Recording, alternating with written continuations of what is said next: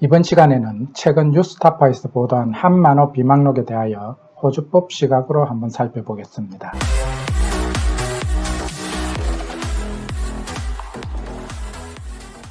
이 비망록은 총 29권 1200페이지 분량으로 된 방대한 양인데 그 내용의 요지는 검찰의 회유와 압박으로 한명숙 전 총리에게 9억의 뇌물을 주었다는 허위 진술을 하게 되었다는 것입니다.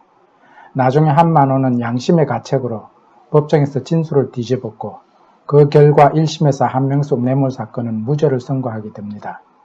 그러나 2심에서는 한만호의 진술조차 듣지 않고 검찰의 공소장 내용만으로 유죄를 선고하고 당시 사법농단의 주인공이던 양승태 대법원장이 이끈 전원합의체에서도 최종 유죄 확정을 내립니다.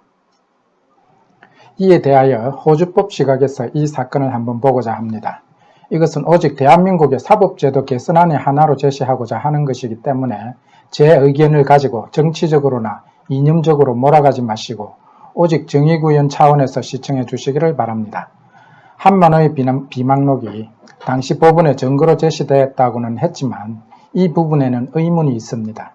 당시 제출한 비망록을 피고인에게 불리한 부분만 발췌하여 제시하고 나머지 피고인에게 유리한 부분을 숨겼다면 이것은 호주법상 정의 왜곡 범죄에 해당됩니다. 검찰은 피고의 이익만을 위해 일해야 하는 변호인과 달리 정의를 추구해야 하는 기관이기 때문에 피고인을 유죄로 만들기 위하여 실체적 진실을 왜곡해서는 안 되기 때문입니다. 검찰의 수사 행태도 매우 의심스럽습니다. 한만호는 다른 건으로 유죄 판결을 받아 이미 형을 살고 있는 기결수인데 한만호를 검찰청 특수부로 70여 차례나 소환하여 한나라당 의원에게 줬다는 뇌물은 쏙 빼고 한 전 총리에 대해서 뇌물을 준 것으로 풀으라고 압박을 한 것은 정의를 왜곡하는 명백한 범죄 행위이며 호주에서 정의 왜곡 범죄는 14년의 징역형에 해당되며 공소시효도 없기 때문에 이 사건에 가담한 검사는 지금 어떤 위치에 있든지 형사처벌 받도록 되어 있습니다.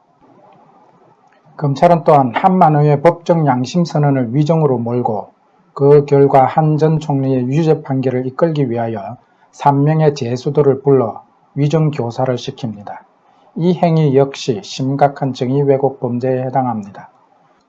검찰의 이러한 행태에 대하여 호주의 한 사건을 교훈적으로 소개하고자 합니다. 1994년 서호주의 한 보석상 주인이었던 로렌스 양이 곤봉으로 맞아 죽는 살인사건이 발생하였습니다. 이 사건을 수사하던 경찰은 당시 정신병을 앓고 있던 앤드류를 범인으로 지목하였습니다. 수사 중 앤드류에게 진술 연습을 시켰으며 그것을 자백의 증거로 제출하기도 하였습니다. 경찰로부터 사건을 송치받은 켄 검사는 공판 중 앤드류의 무죄를 입증할 수 있는 중요한 증거를 변호인에게 공개하지 않고 숨겼습니다. 그 결과 앤드류는 무기징역형을 받았습니다. 앤드류 가족들은 10년이 넘도록 앤드류가 무죄라고 주장하며 법정 투쟁을 계속하던 중 2005년 서호주 대법원에서 극적으로 재심이 받아들여졌습니다. 이에 따라 경찰 특수부팀이 로렌스 양 살인사건 자료를 원점에서 다시 재수사하면서 앤드류의 무죄를 입증할 수 있는 결정적인 증거가 법원에 제출되지 않았다는 사실을 한 언론 기자가 폭로하였습니다. 마치 뉴스타파의 한만호 비망록과 같은 충격적 보도로 인하여 앤드류 사건은 전 국민들에게 알려지게 되었습니다. 그 결과 진범은 다른 사람으로 밝혀졌고 앤드류는 12년 만에 무죄를 받고 출소하게 되었습니다. 앤드류 사건에 개입된 당시 경찰과 검사는 이때 경찰과 검찰의 고위직으로 각각 승진해 있었지만 호주의 반부패범죄위원회에서는 이들을 모두 해임 처분하였습니다. 정의 구현을 위해서였습니다. 앤드류는 서호주 정부로부터 325만 불, 하나로 약 25억 상당의 보상금을 받았고 해당 검사와 경찰에 대해서도 개인적 손해배상 소송을 하여 해당 검사는 앤드류에게 약 1,000만 원 상당의 보상금을 지불하도록 판결받기도 하였습니다. 만일 한만호 비망록이 호주에서 보도되었다면 호주 검찰의 자체 감찰이 즉각 발동되었을 것이고 자체 정화 작업에 돌입하였을 것입니다. 그렇지 않으면 호주 반부패범죄위원회가 조사에 들어갈 것이기 때문이지요. 그런데 한국 검찰은 진실규명을 위한 직권수사에 들어가기는커녕 그러한 의혹 보도에도 불구하고 전혀 새로울 것이 없고 우리는 아무 잘못이 없다고 해명하기에만 바쁩니다.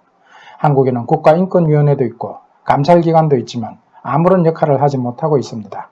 검찰을 견제할 만한 기능이 아무도 없기 때문이지요. 하루속히 썩은 검찰의 개혁이 이루어져야 하는 이유입니다.